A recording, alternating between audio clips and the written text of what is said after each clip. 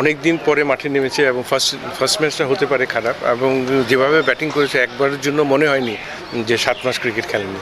তো তো সেই হিসাবে আমি মনে করি যে যেহেতু ফিটনেস এখন ভালো আছে, এখন ওকেই সিদ্ধান্ত নিতে হবে জাতীয় দলে ফিরবে কিনা। বাট এখানে প্রতিটা শটেই এনজয় করেছি এবং প্রতিটা শটেই আগের তামিমকেই মনে হয়েছে দেখে, এবং আমার মনে হয় যে ও পুরো প্রিপারেশন, ওর মতো লিজেন্ডারি ক্রিকেটার খেলছে, এখানে ইয়াংস্টাররা যারা আছে ওর সাথে খেলছে, ওদেরও শেখার অনেক কিছু আছে এবং ড্রেসিং রুম শেয়ার করার একটা সুযোগ পাচ্ছে, এবং ওর থেকে এই এক্সপিরিয়েন্স শেয়ার করতে পারলে ইয়াং প্লেয়াররা আরও বেশি ইন্সপায়ার হবে। বাট জাতীয় দলে ফেরার জন্য ওকে সিদ্ধান্তটা নিতে হবে, কারণ ওর মতো ক্রিকেটার, এক্সপিরিয়েন্স ক্রিকেটার যে কোনো দলের জন্য কিন্তু অনেক উপকৃত। তো সেই হিসাবে মাত্র খেলা শুরু করেছে, ওর ফিটনেসটা আরও দেখতে হবে এটা। তারপর আমি মনে করি যে ও যেভাবে যাচ্ছে আরও কয়েকটা ম্যাচ খেললে আরও ফিটনেসের উন্নতি হবে, তারপর ও সিদ্ধান্ত নিতে পারে। সবসময় অভিজ্ঞতা, ক্রিকেটের অভিজ্ঞতার মূল্যায়ন তো সবসময় করা হয় এবং এটা থাকবে, এবং এক্সপিরিয়েন্সের সাথে তো কোনো কিছু কম্পেয়ার করা যায় না। সবশেষ চ্যাম্পিয়ন্স ট্রফি 2017-তে আপনি প্রধান নির্বাচক ছিলেন, তামিম ইকবাল ওই টুর্নামেন্টে ইংল্যান্ডে সেঞ্চুরি, 50, অলমোস্ট 2টা সেঞ্চুরি বলা যায়, একটা 95 করে আউট হয়েছিলেন। হ্যাঁ, অবশ্যই ওই তো সেমিফাইনালে অল্পর জন্য আমরা ফাইনাল খেলতে পারিনি, তারপরে আমাদের বেস্ট উইশেস থাকবে। অবশ্যই আমাদের দেশ, আমরা চাবো যে ভালো কিছু করুক, কারণ সামনে বিপিএল খেলা আছে, এখানেও খেলোয়াড়দের ফিটনেসটাও দেখা হবে। কারণ এখন যেটা বললাম যে অনেক ব্যাক টু ব্যাক কিন্তু সিরিজগুলি চলতে থাকে, তো সেই হিসাবে আমি মনে করি যে প্লেয়ারদের ফিট থাকা কিন্তু ভেরি ইম্পর্টেন্ট। তো সেই হিসাবে চ্যাম্পিয়ন্স ট্রফি কিন্তু বিপিএলের পরপরেই যাবে, সেই হিসাবে প্লেয়ারদের ফিটনেসটাও দেখতে হবে। আমি আশা করছি যে সবাইকে ফিট পেয়ে বেস্ট পসিবল সাইড নিয়ে খেলতে যাবে।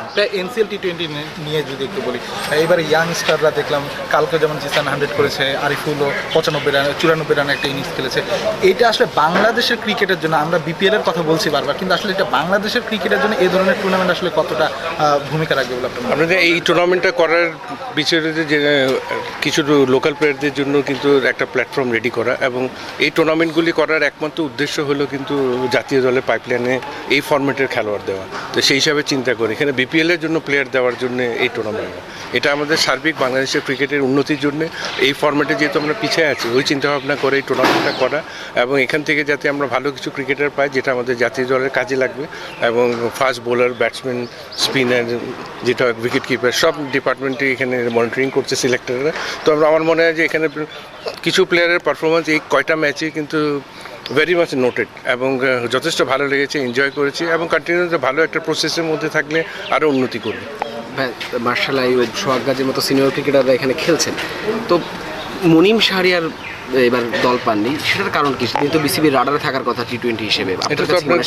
আমি আপনাকে সাবেক নির্বাচক হিসেবে বলছি যে এটা আসলে তরুণ ক্রিকেটার হিসেবে, বা মুনিম শাহরিয়ার যেভাবে টি20 খেলেছে এর আগে, তিনি তো রাডারে থাকার কথা। তো যারা টি20 ক্রিকেট বিবেচনায় নেই অনেকেই কিন্তু খেলছেন এখানে, সেই জায়গা থেকে আসলে তার তো থাকাটা, মানে না থাকাটা দুর্ভাগ্যজনক। আমি যতটুকু কালকে জেনেছি ও এসে ইনজুরিতে পড়েছে, ও কিন্তু টিমের সাথে এসে জয়েন করেছে, এবং ওর ইনজুরির রেকর্ডটা কিন্তু অনেক দিন। তো সেই হিসাবে কিছু কিছু প্লেয়ারের ফিটনেস কিন্তু ভেরি ইম্পর্টেন্ট, এবং সিলেক্টরও এটা দেখে, ফিজিও ট্রেনার, এদের থেকে কিন্তু গ্রিন সিগন্যালটা নিয়ে কিন্তু যেতে হয়। তো সেই হিসাবে আমি মনে করি যে অবশ্যই ওর ফিটনেসে কিছু ঘাটতি আছে, হয়তো কিছু প্লেয়ারের কাছ থেকে কিন্তু পজিটিভ কিছু যদি আপডেট পাওয়া না যায়, তাহলে কিন্তু ওদিকে সিলেক্টরও আগাতে পারে না, টিম ম্যানেজমেন্টরাও যেতে পারে না, এদিক দিয়ে মাথায় রাখতে।